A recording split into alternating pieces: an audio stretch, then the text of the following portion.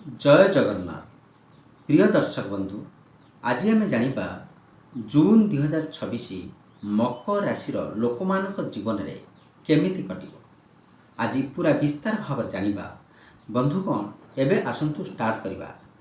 जीवन में जो लोक मैंने भितर शक्तिशाली होता से माने अधिकांश समय चुप रही था कारण से जना थाए जे समय गोटे दिन समस्त को निज उत्तर देदेव समय सबको निजे उत्तर दे था। नमस्कार प्रिय दर्शक बंधु मु आपण मानकु एही चैनल रे हृदय सहित स्वागत करुच्ची। बंधु माने आज ज्योतिष कार्यक्रमटी होउची मकर राशि मासिक राशिफल अर्थात जून 2026 मास आपण मानक पई केमिति रहिबो।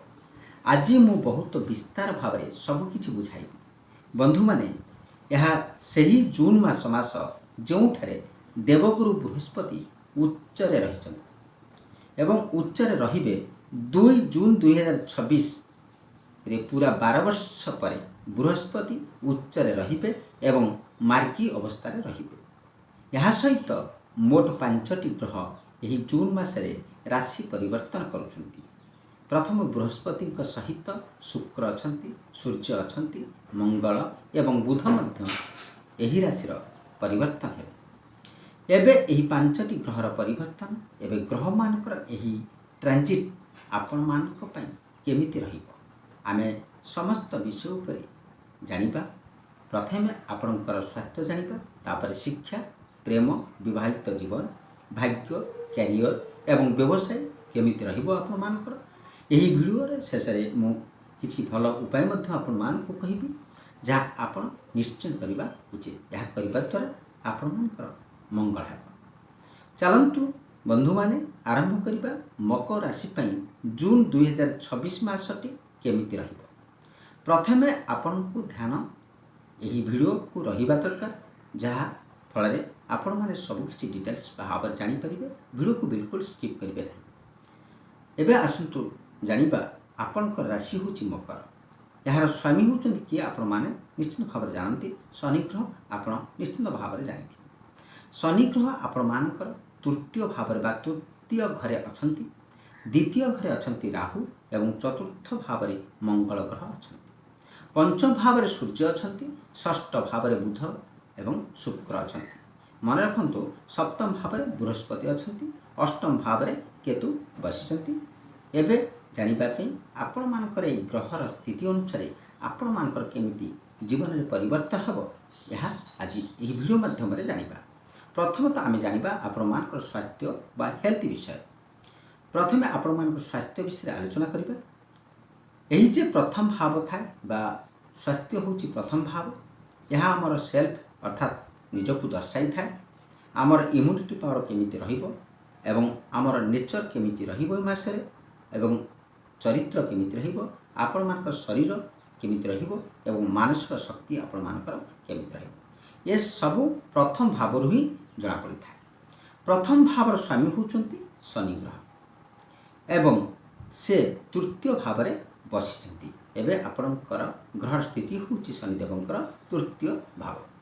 शुक्र ग्रह आपणकर षष्ठ भाव में अछंती एवं 8 जून पर सप्तम भाव को जिबे। बुध मध्य एठारे अछंती। एठारे मु गोटे कथा आपण मानकु कहिबी 8 जून पूर्व जे पर्यंत शुक्र षष्ठ भाव में अछंती जदि से मित्र राशि अछंती तथापि आपण मानकु खाइबा पीबा बहुत सावधान रहिबाकु पड़िबो। विशेषकर आपण माने मन रखंतु जेमिति कि संभवतः चीनी आपण कम खांतु कारण पंचम भावर स्वामी षष्ठ भाव में बसी 12तम भाव को देखुछंती। यह छड़ा जेतेबे पंचम से षष्ठ भाव में रहंती सेतेबे पेटर समस्या देखा जाए, पेटर डाइजेशन प्रक्रिया समस्या देखा देता एवं खाद्य संबंधी असुविधा आपण मानकु होई पारे। तेणु आपण मानकु यार ध्यान रखिबा नित्यांत आवश्यक। किंतु मोटामोटी मामला रे कहिबाकू गले शनि तृतीय भाव अछंती किंतु पाप कर्तरी जोगरे अछंती। यार अर्थ होउची आपण मानकु थकानपण आसीबो एवं आलस्य आपण मानकु मन भितर आसीबो। दूर यात्रा कले अधिक क्लांति अनुभव करि पारंती। या सहित आपणकर मन अनावश्यक चिंतार फसी जाई पारे। गोटे कथा को बारंबार भावी टेंशन आपण माने नेबे एवं एंजाइटी ଦେଖା ଦେଉଛି। ଏହା ପାଇଁ ଶେଷରେ ମୁଁ କିଛି ଆପଣମାନଙ୍କୁ ନିଶ୍ଚିତ ଭାବରେ କିଛି ବିସ୍ତାର ଭାବରେ କିଛି ଉପାୟ କହିବି। ନିଶ୍ଚିନ୍ତ ଆପଣମାନେ କଲେ ଆପଣମାନଙ୍କର ନିଶ୍ଚିନ୍ତ ଭଲ। ଏବେ ଆସନ୍ତୁ ସେକେଣ୍ଡରେ ଜାଣିବା ଆପଣମାନଙ୍କର ଶିକ୍ଷା ବା ଏଜୁକେସନ୍ ବିଷୟରେ ଏବଂ ଏବେ ଜାଣିବା ଆପଣମାନଙ୍କର ପଢ଼ାପଢ଼ି କେମିତି ରହିବ। ପଞ୍ଚଭାବ ହେଉଛି ଶିକ୍ଷାର ଭାବ। ପଞ୍ଚମ ଭାବରେ ସୂର୍ଯ୍ୟ ଦେବ ବସିଛନ୍ତି ଏବଂ ପଞ୍ଚମ ଭାବର ସ୍ୱାମୀ ଶୁକ୍ର ଏବଂ ଷଷ୍ଠ ଭାବରେ ଅଛନ୍ତି। ସୂର୍ଯ୍ୟ ଅଷ୍ଟମ ଭାବର ସ୍ୱାମୀ ହୋଇ ପଞ୍ଚମ ଭାବରେ ଅଛନ୍ତି, ତେଣୁ ପଢ଼ାରେ କିଛି ରୂପାଭାବ ଆସିପାରେ, ଏହା ଦେଖାଯାଉଛି। ବିଶେଷ କରି 8 ଜୁନ୍ ପୂର୍ବରୁ ଅଧିକ ସାବଧାନ ରହିବା ଦରକାର।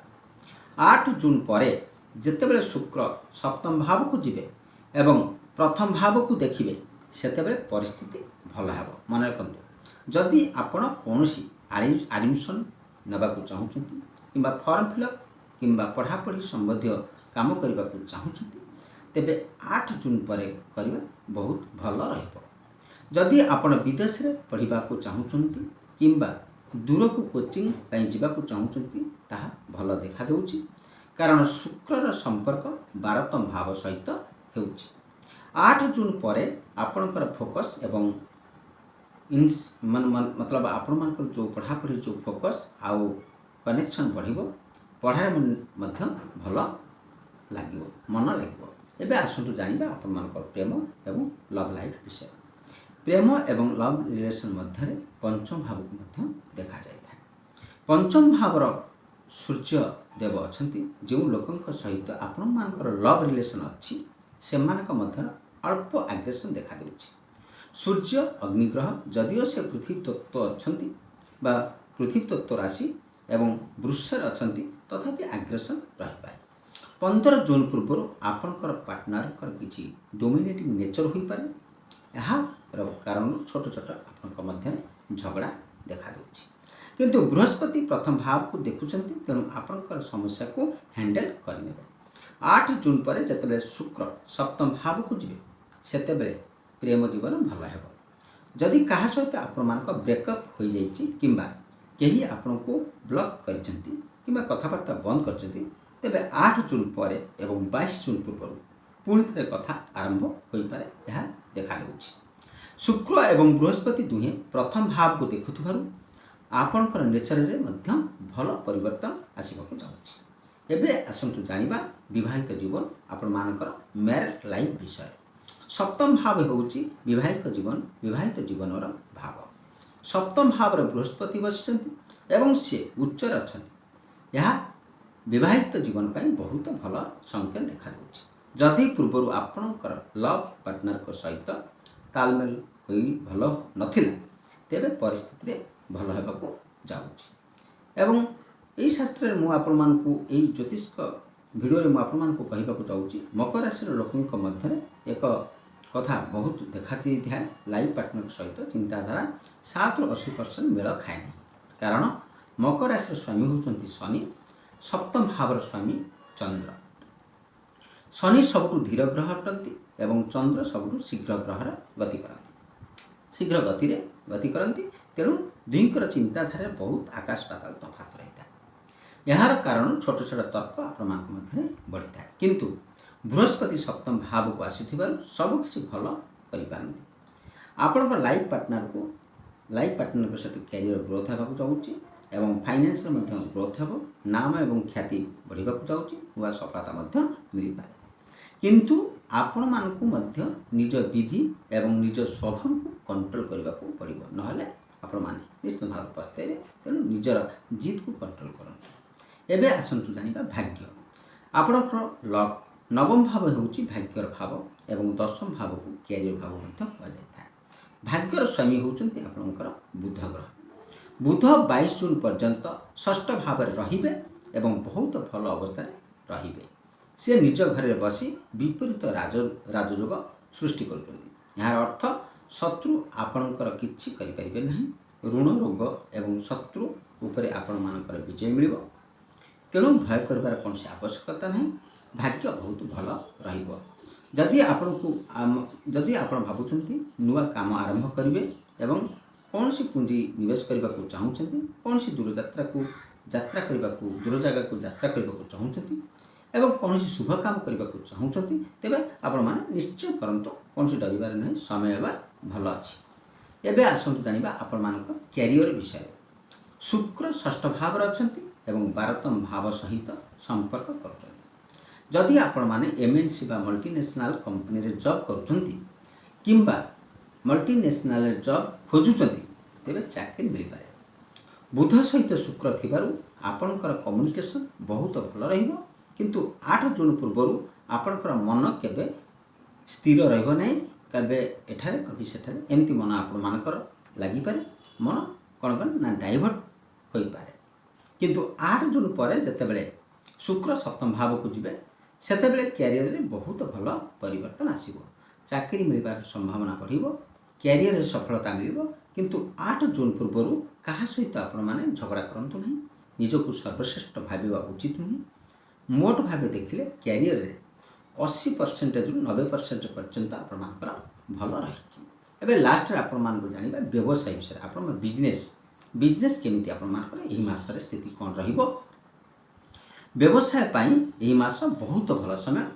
ବୁଧ ଭଲ ସ୍ଥିତିରେ ଅଛନ୍ତି, ବୃହସ୍ପତି ସପ୍ତମ ଭାବରେ ବା ଉଚ୍ଚରେ ଅଛନ୍ତି। ତେଣୁ ବ୍ୟବସାୟରେ ଆପଣମାନଙ୍କର ନିଶ୍ଚିତ ଭାବରେ ଗ୍ରୋଥ୍ ହେବ।